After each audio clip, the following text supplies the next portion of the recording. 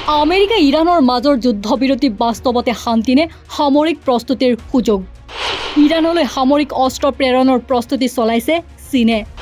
মধ্যপ্ৰাচ্যৰ সংঘাতত এইবাৰ পৰোক্ষভাৱে জড়িত হৈ পৰিছে চীন যুদ্ধবিৰতিৰ মাজতে পুনৰ তীব্ৰ হ'ব নেকি মধ্যপ্ৰাচ্যৰ সংঘাত যুদ্ধবিৰতিৰ সুযোগ লৈ ইৰাণে পুনৰ শক্তিশালী কৰিছে নেকি সামৰিক ভাণ্ডাৰ মধ্যপ্ৰাচ্যৰ বৰ্তমানৰ উত্তেজনাপূৰ্ণ পৰিস্থিতিৰ মাজতে আমেৰিকাৰ চোৰাংচোৱা সংস্থাসমূহে কৰা এক গুৰুত্বপূৰ্ণ দাবীয়ে আন্তঃৰাষ্ট্ৰীয় ৰাজনীতিৰ পুনৰ তীব্ৰ কৰি তুলিছে সিএনএনৰ এক প্ৰতিবেদন অনুসৰি অহা কেইসপ্তাহমানৰ ভিতৰত চীনে ইৰাণলৈ নতুন বায়ু প্ৰতিৰক্ষা ব্যৱস্থা বিশেষকৈ কান্ধত বহন কৰিব পৰা বিমান বিধ্বংসী ক্ষেপণাস্ত্ৰ ব্যৱস্থা প্ৰেৰণৰ বাবে সাজু হৈছে বুলি একাধিক সূত্ৰই ইংগিত দিছে এই তথ্য আমেৰিকাৰ শেহতীয়া চোৰাংচোৱা মূল্যায়নৰ সৈতে পৰিচিত কেইবাজনো ব্যক্তিয়ে প্ৰকাশ কৰিছে ইফালে এমাহৰো অধিক সময় ধৰি চলি থকা সংঘাতৰ অন্তত পাকিস্তানৰ মধ্যস্থতাত আমেৰিকা আৰু ইৰাণৰ মাজত স্থাপন হোৱা যুদ্ধবিৰতি বৰ্তমানো অব্যাহত আছে যদিও ইয়াক অতি স্পৰ্শকাতৰ আৰু অনিশ্চিত বুলি বিবেচনা কৰা হৈছে এই যুদ্ধবিৰতিৰ সুযোগ লৈ ইৰাণে নিজৰ সামৰিক সক্ষমতা পুনৰ শক্তিশালী কৰাৰ চেষ্টা চলাই থাকিব পাৰে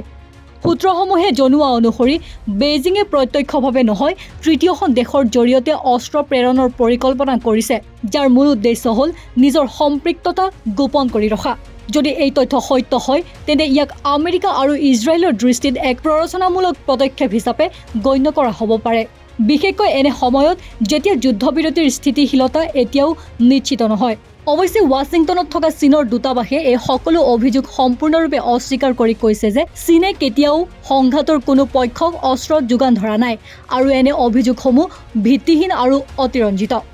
আনহাতে এই সংঘাতৰ সামৰিক দিশতো গুৰুত্বপূৰ্ণ তথ্য পোহৰলৈ আহিছে যুদ্ধৰ সময়ছোৱাত আমেৰিকাৰ এখন F-15 যুদ্ধ বিমান আঘাতপ্ৰাপ্ত হোৱাৰ ঘটনাই মেনপেটছৰ সম্ভাৱ্য ব্যৱহাৰক লৈ সন্দেহ বৃদ্ধি কৰিছে যদিও ইৰাণে নতুন বায়ু প্ৰতিৰক্ষা ব্যৱস্থা ব্যৱহাৰ কৰাৰ কথা স্বীকাৰ কৰিছে তথাপি সেই ব্যৱস্থাসমূহ চীনত নিৰ্মিত হয় নে নহয় সেয়া এতিয়াও স্পষ্ট হোৱা নাই চোৰাংচোৱা সূত্ৰসমূহে দাবী কৰিছে যে যদি এতিয়া চীনে ইৰাণলৈ এনে অস্ত্ৰ প্ৰেৰণ কৰে তেন্তে ই সংঘাতক পুনৰ উচতনি দিয়াৰ সম্ভাৱনা যথেষ্ট বৃদ্ধি পাব ইয়াৰ উপৰিও চীনৰ কোম্পানীসমূহে নিষেধাজ্ঞাৰ মাজতো ইৰাণলৈ দ্বৈত ব্যৱহাৰৰ প্ৰযুক্তি যোগান ধৰি আহিছে বুলি অভিযোগ উত্থাপিত হৈছে যাৰ ফলত ইৰাণে নিজৰ অস্ত্ৰ উৎপাদন আৰু চোৱাচিতা ব্যৱস্থা অধিক শক্তিশালী কৰিবলৈ সক্ষম হৈছে বিশ্লেষকসকলৰ মতে এই সমগ্ৰ পৰিস্থিতি চীনৰ কৌশলগত দ্বৈত নীতিৰ প্ৰতিফলন এফালে চীনে নিজক নিৰপেক্ষ শক্তি হিচাপে প্ৰদৰ্শন কৰি সংঘাতৰ সমাধানৰ বাবে আহ্বান জনাইছে আনহাতে ইৰাণৰ সৈতে নিজৰ অৰ্থনৈতিক আৰু জ্বালানী সম্পৰ্ক বজাই ৰাখিবলৈ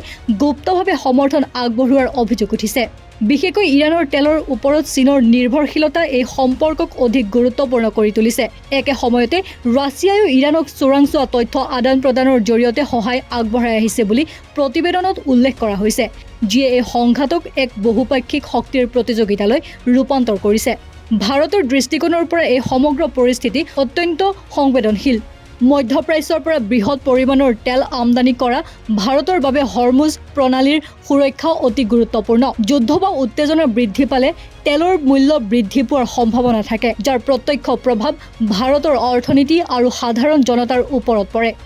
সেয়ে ভাৰত সদায় এই অঞ্চলত শান্তি আৰু কূটনৈতিক সমাধানৰ পক্ষত অৱস্থান লৈ আহিছে লগতে ভাৰত আমেৰিকা ইজৰাইল আৰু ইৰাণ এই তিনিও পক্ষৰ সৈতে কৌশলগত সম্পৰ্ক বজাই ৰাখি এক সুসমতা ৰক্ষা কৰাৰ চেষ্টা কৰিছে শেষত ক'ব পাৰি যে বৰ্তমানৰ এই জটিল ভূ ৰাজনৈতিক পৰিস্থিতিত ভাৰতৰ ভূমিকা বিশেষ গুৰুত্বপূৰ্ণ হৈ উঠিছে